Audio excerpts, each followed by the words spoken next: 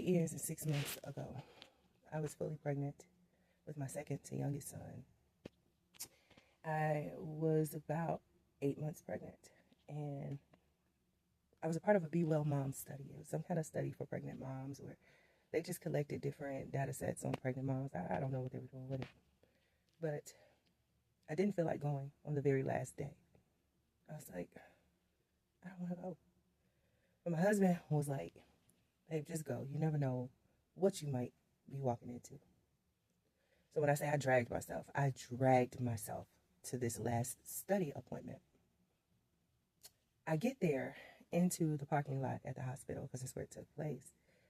And as I was entering the elevator from the parking lot, there were two white men on the elevator. One middle-aged, one looked like he was in his mid to late 20s. So the middle-aged man puts his shoe up on the little bar in the elevator and ties it. And then he asked me, so what number child is this for you? I said, this is number 7.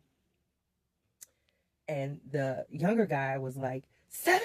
Come on, Dad. And I'm on the defense. So I'm not knowing what the hell is going on. I'm on the defense thinking to myself, I'm going to have to whoop somebody's ass, pregnant or not.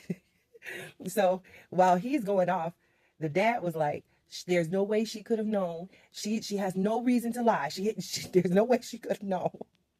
So while he's having this meltdown, his dad pulls out his wallet and he counts out 7 $100 bills. And then he said, here's an extra one for you. I got to that appointment with nothing. Walking in, I got $800. I told this story for a couple of reasons. I always wonder, what were the circumstances? Was it that his son had gotten some money by some bogus gain and his dad wanted to teach him a lesson? What was it? But also I remember the night before when I was telling the Lord that I give to people all the time and I always come up short. And when I'm in need, I can't call anyone. In so many words, I said, God, you owe me. That very next day, an unexpected blessing came. I think sometimes it made me realize sometimes that we think we're doing a lot, but it's an easy thing for the Lord to give us something, for the Lord to take care of us, for the Lord to give us what we're looking for or not even looking for. I had to be humble when I thought about it. I was humble because when I said in so many words, God, you owe me,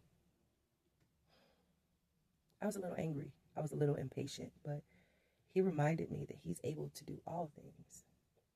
And that's a small thing to him, the money. Sometimes I reflect on that and I'm a little disappointed in myself that I was so frustrated.